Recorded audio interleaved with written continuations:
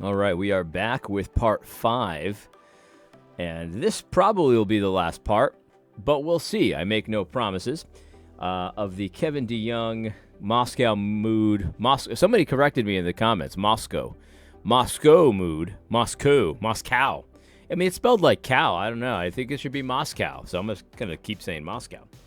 Anyway, this is part 5, and I know it's part 5 because of our friend Bendel Wary here. Bendel Wary is the master memer, and I think he's done a good job here. He says, on Twitter, he says, the rise and fall of A.D. Robles.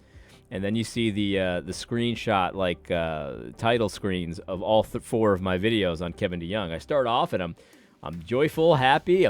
He moves on. I'm still joking around and laughing, and then I've got the mean face, and then I've got the very serious face, and this is the rise and fall of A.D. Robles. Man, I did not intend it to go this way. This is just what happens when you read Big Eva material. You start off and you're like, oh, this looks good. This seems promising. And then you read, and then you just get, your countenance is it just changes as you continue to read. This is a lesson in Big Eva. If you're going to read Big Eva materials, you got to prepare yourself for that, because it'll affect you deep down inside. It's like Gollum. Gollum, he's just got the ring there, and he's just saying, he turns into this beast. Anyway, let's see if we can turn this around. Let's see if we can be happy again. I make no guarantees. I really don't know how this one's going to go. But we're going to continue and hopefully finish. Here's where we left off. The Reverend Kevin DeYoung says, so much of what Wilson produces online strikes me as showmanship. It's like that famous quip from James Denny that it's impossible to make ourselves look clever while also proclaiming that Christ is mighty to save. If Rick Warren did videos like No Quarter November, granted they would have a much different vibe, the same people that loves Wilson's gimmicks would almost certainly lampoon a hyped-up, dressed-up Rick Warren close up as a self-serving cringe. At the time of this writing, you can purchase from Canon Press a limited edition No Quarter November flag for $60 and a No Quarter November Special Reserve Edition flamethrower for $19.43. This is so interesting. Like, it's like, this is showmanship, right? This is showmanship. And, it's like that quip from James Kinney. It's impossible to make ourselves look clever while also proclaiming Christ is mighty to save. That sentence is ridiculous. Ridiculous. Now, I just quickly stopped the video and looked up what the definition of quip is. I went to public school, so who knows? But as far as I knew, a quip is like a clever remark. And so here we just got done saying, well, you can't say that Christ is mighty to save and be clever at the same time. That's impossible. And look at this clever quip. Look at this clever remark that proves it. It's a self-defeating thing. Like, is a quip okay or is it not okay? Well, the facts are that showmanship, quips, vibes, things like that, they are all always okay, so long as you're not doing it in a masculine way. If you're doing it the way Gospel Coalition does it, Gospel Coalition has a vibe. They have showmanship. It's just the effeminate kind. Gospel Coalition's showmanship is the effeminate kind. That's the only kind that's allowed in Big Eva circles. Either effeminate or emotionless. Like, you can be Spock, or you can be like Galadriel. You know what I mean? I'm watching the Rings of Power right now. You can be Galadriel, or you can be, I guess Galadriel's kind of masculine, though. So maybe you can't even be her. You can't be Galadriel. You got to be, Reverend Lovejoy's wife, or you have to be like Spock. Those are the showmanships that are available. And cleverness is never allowed. And clever quip. Quip is what I mean. A witty remark. Yeah, that's right. It's a quip. It's clever. Obviously, this guy, James Denny, can't be proclaiming Christ is mighty to save. This is a clever remark. This is just preposterous. Again, this is just all about centering what he wants you to center. He wants you to be like him. Kevin DeYoung is the example. Unfortunately, that's not the case at all. Jesus was clever. Jesus had clever remarks. Jesus had showmanship. Obviously. like showmanship can be good or bad. Showmanship can be cringy or not cringy. It's like, he's right though. If Rick Warren did like a No Quarter November, it would probably be cringe, right? I mean, because it's not that the showmanship is automatically cringe. It's that depending on where you stand, it's cringe. Anyway, like Doug Wilson, I love P.G. Wodehouse. His witty use of the English language is without equal. Wodehouse wrote like a trapeze artist, engaged in verbal flips and death-defying metaphors, and somehow he always stuck the landing. I can see how Wilson takes his cues from Wodehouse, except that with Wodehouse there was nothing at stake. He was a humorist first and foremost. The point was to dazzle with his words while poking gentle fun at aristocratic England. But Wilson wants us to believe that the stakes could not be higher. The barbarians have breached the castle wall. The Western world is crumbling. We are engaged at war. The apocalypse is drawing nigh. At the same time, Wilson's online persona is almost always Woodhouseian fun and games. So, in one video where New St. Andrews, Wilson's college, tries to make an important point about the wickedness of contemporary culture, the narrator interjects with a kind of mocking. Hey, wokey McWokeface. It's not being the tone police to say that this kind of insult is silly, unnecessary, and ultimately undermines the seriousness of the issue they're trying to address. Which is it? Are we in the trenches against the enemy or hosting our own late-night talk show? It's both. It's both. Because Jesus was funny, and he said funny things, and he mocked people, and he said things that I guess a guy like Kevin DeYoung could say were unnecessary, silly. I mean, Kevin DeYoung's spirit was alive back then, Jesus, did you know you offended them? Did you know? It's both. The situations we find ourselves in everyday life. Take it out of No Quarter November for a second. Take it to your own life. The situations you find yourself in everyday life are serious. There are life and death decisions that you make almost every single day. There are trajectories that you choose to take or not take. There are decisions you make that have really big impacts on your family. And yet, if you have no joy in your household, you are failing. If you don't have laughter in your household, you are failing. If you're in a life and death situation and you're in a very serious situation, you lost your job, you don't know where next month's rent is going to come from, you don't know how you're going to put food on the table and things like that, you still are commanded to have joy. You still should work to have fun with your kids. Obviously, there's a time and place for everything. There's a season for everything under the sun. We understand that. There's a time to cry. There's a time to weep. There's a time to mourn. There's a time to laugh. There's a time to feast. There's a time to fast. There's all kinds of different times.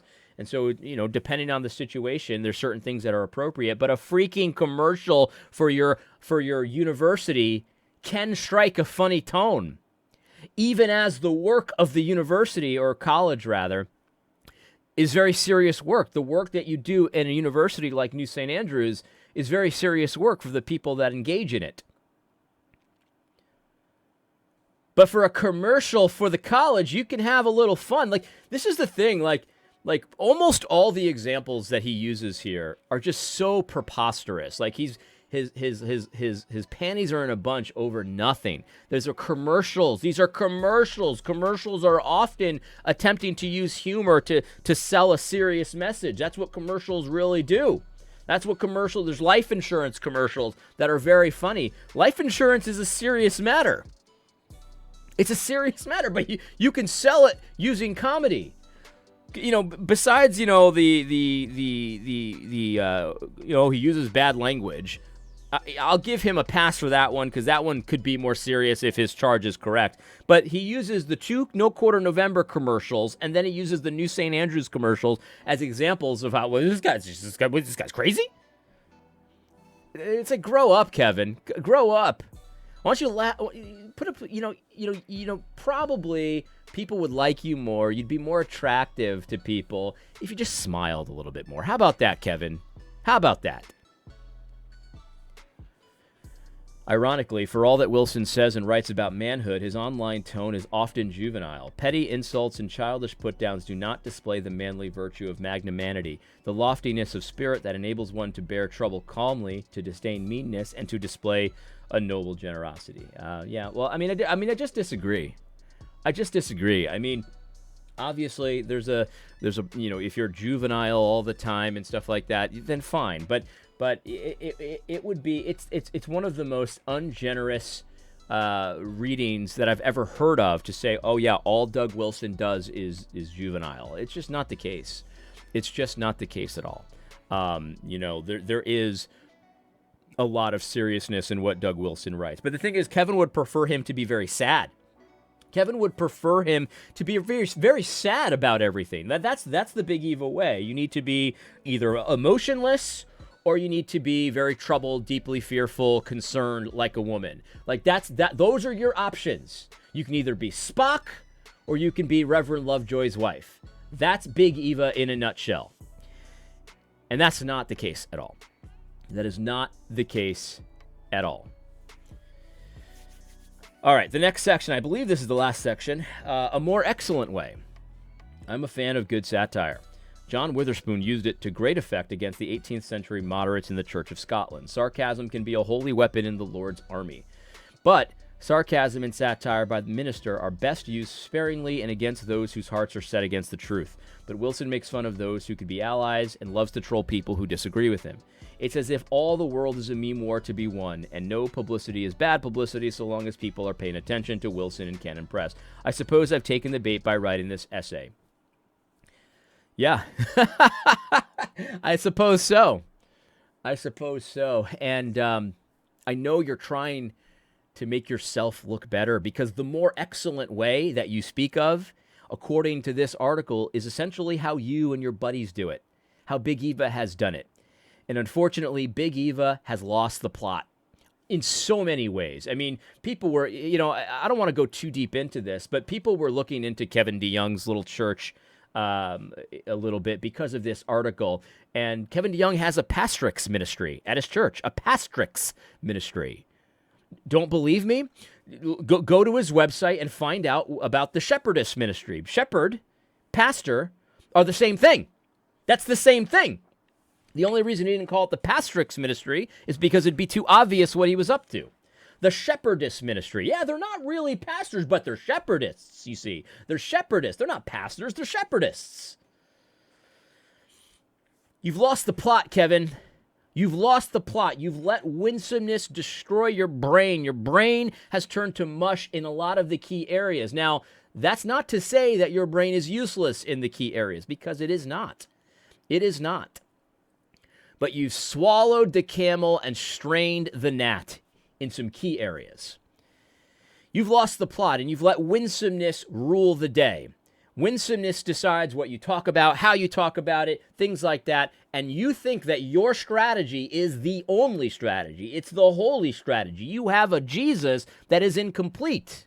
You don't point out the mockery. You don't point out the attitudes and the tones that are too masculine. The ones that you put forward. And I know this too, because I used to consume Big Eva content all the time. And with the exception of Driscoll, I'll say this. With the exception of Driscoll, the Jesus that I heard about was essentially Spock. He was essentially Spock. The Jesus that I heard from the pulpits of Big Eva was essentially Spock. And then sometimes he was even a little effeminate. That's the Jesus that I was taught from Big Eva, with the exception of Driscoll. And that's an incomplete Jesus. That's an incomplete Jesus. And so I'm not saying that you need to be someone you're not. Obviously, Kevin DeYoung, you're not like Doug Wilson. I'm not telling you that you need to act like Doug Wilson. By the way, neither is Doug. For all of this hand-wringing over, everyone that he disagrees with, he's going to go and, mock them and stuff like that. Everyone has to be just like Doug. For all of that, you yourself quoted him as saying, not everybody has to do it this way. And I got to be honest, I say this too, and I've said this independently for years at this point. Not everybody has to say things the way I say it. I was just on the phone with somebody, and he was talking to me about a problem at his church. The church is giving to some ministry that's pretty liberal now and stuff like that. And he had told me at one point that he had shared a video from John Harris with his pastor about this. And I told him, I said, hey, let me just be very transparent. Like, if I were you, I wouldn't share my content with your pastor. And here's why. Because so many pastors are just instinctively trained over time to totally reject someone who does not speak the way that they speak. I said, do what you want. I'm not telling you what to do. But if I were you, I'd be more strategic about this. And I know this, the person I was talking to, he doesn't have my personality, right? He doesn't. We're not the same person. We don't have the same tone or things like that. But we agree on a lot of things. And I said, find your own voice. Speak to him the way it'll be effective to speak to him. And I've said this before, too, to a group of men. I said, if I was talking to my grandmother about some of these woke issues, I wouldn't say it the way I say it on YouTube. It'd be the same message. Like, the content would be the same. I'd have the same points, but I wouldn't use the same language with my grandmother that I would use with you guys. And I think that's probably wisdom. You know what I mean? You talk to different people differently. And so Doug Wilson most of my friends understand this, that not everybody has to do it the way we do it. Not everybody has to be like Eric Kahn. You know what I mean? I love Eric Kahn's style, but not everybody has to be like him. I love John Harris's style, but not everybody has to be like him. It's just the way it is. And so Kevin, like, I don't understand why you think you are the exemplar of the more excellent way. You have a good style for certain people, but let's just face it, Kevin, you have failed to keep the men. You have failed to keep their attention and to have influence with regular men. Obviously, not in toto, but in general. The facts bear this out. So maybe your way isn't as excellent as you think it is. He continues, one of the sad realities is that Wilson could set a different mood, still full of Chestertonian mirth, but focused on better things and in a better way. After Rachel Held Evans, the progressive Christian writer and scathing critic of Wilson, sadly passed away at only 37 years old, Wilson wrote a moving article full of sympathy and grace. I thought you'd never seen that before, Kevin. I thought you've never seen it before. I thought... Never mind. He showed genuine pastoral sensitivity without giving away an inch of theological ground. Wilson knows how to strike that tone. Wise, gracious, resolute, and dare I say winsome. Dare you say it? I've said this many... Doug Wilson is the king of winsome, but not the fake kind. Not the gay kind. The real kind. I've said this many times. One can only conclude that he prefers to write in a different way. Wilson could keep all the good stuff on classical Christian education, all the helpful material on family formation, all the countercultural advice on being old school men and women. He could explain the Bible. He could highlight heroes from church history. He could blog about the great books. He could work to maximize what he shares in common with other conservative Christian leaders and networks. Christians could be drawn to Wilson because he shows them more of Christ rather than more of Christendom. That's one viable approach. But he would have to dial back, way back, the sarcasm. He would have to, again, you see, everyone has to be clone copies of Kevin DeYoung. Maybe they could be a little more edgy than me, but not too much. He would have to decrease so that Christ can increase.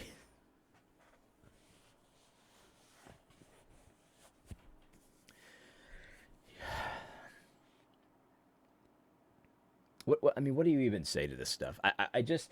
You lose the ability to form words to explain this. That it's a Bible verse, obviously, and he knows that, so you have to take it seriously.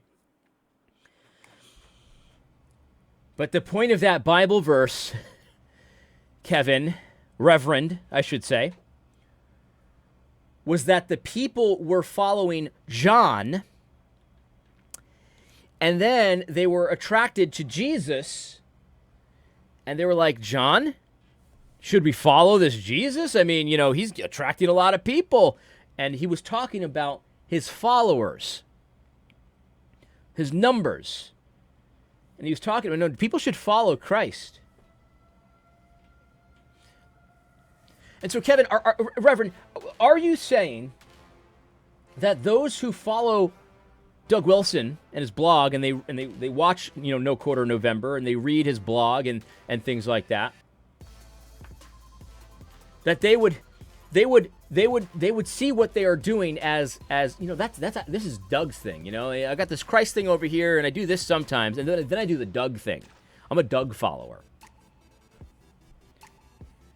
Could I say the same thing about Gospel Coalition, who has much more influence, and I would argue much more negative influence on the church?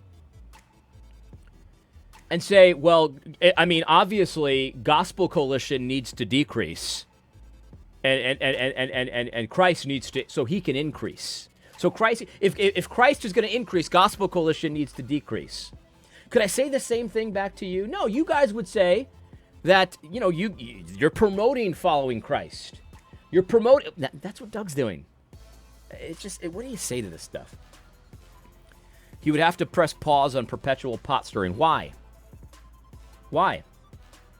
He would have to cultivate a depth of intellectual exploration that is more lasting and ultimately more helpful than the surface level spray into the controversy du jour. Why? Why would he have to do that? You see, this is the thing, like he's talking about the viability of approach. You know what? The reason you're writing this article, Kevin, is because Doug's approach is not only viable, but is kicking your teeth in. And you are smart enough, Kevin, to see the future. You are smart enough to have a little foresight, and you see where this is going. You've lost the men. And you know that is not going to lead to more influence for Kevin DeYoung and buddies, but rather the Moscow mood and all the theology that you find so troubling that I'm not going to get into it in this article. It's going to lead to an increase of that. This is obviously a very viable, and more importantly to Kevin and his buddies, a very effective approach. And so you're not a dummy. That's why you're writing this article, because your teeth are getting kicked in, and you're trying to stop the bleeding. Good luck with that, Kevin. Good luck with that. Oh, man. He would have to refrain from keeping his pointing finger permanently extended in search of eyes to poke. He could try to be an evangelical statesman or lean into his role as a seasoned mentor to younger Christians, especially men who don't need permission to be brawlers as much as they need a godly role model to emulate and a spiritual father to correct their youthful excesses. That's what he's doing, by the way. You might not like his style, but that is what he's doing. And there's a figurative spiritual army being created. And you know what the results of this army are? The results of this army, what we're doing is that we're having big families. We're training them in the fear and admonition of the Lord. They're being catechized. They're being taught about the world correctly. We're singing songs. We're bringing singing back. You know what I mean? How many videos do you need to see of Doug Wilson, Moscow mood, loving people? Men. I know what happens in your churches, Kevin. I understand. I've been to your churches, not your church specifically. I'm talking about Big Eva in general, where you see everyone around you, and they're singing, and the men are either silent or just kind of singing under their breath. And then I've seen, not even at church, just at the pub, just in the square, lots of men singing songs, glorifying the Lord. You would think, you read this article, and we're singing songs to Doug Wilson. Now we're singing songs glorifying the Lord, raising his name on high, unashamed, unembarrassed, loudly, proudly, boldly, with a little bass in our voices. Just songs just break out, like in Lord of the Rings. You know what I mean?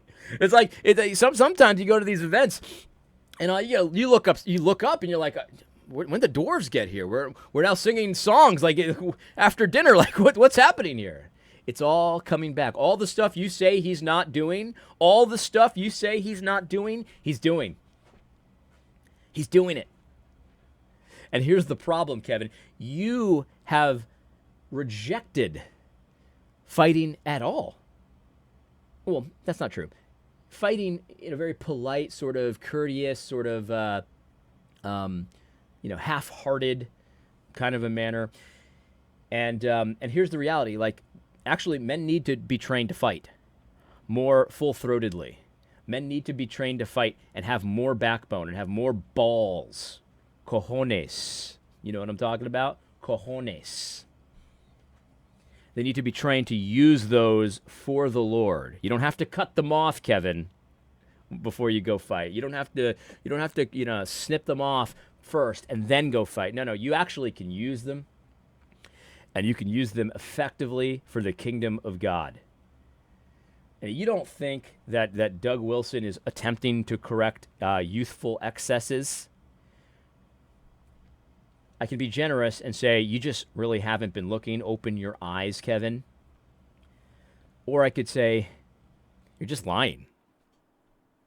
I mean, it's just as simple as that. You're lying to yourself and you're lying to your readers. And you should stop doing that, Kevin, because lying's a sin.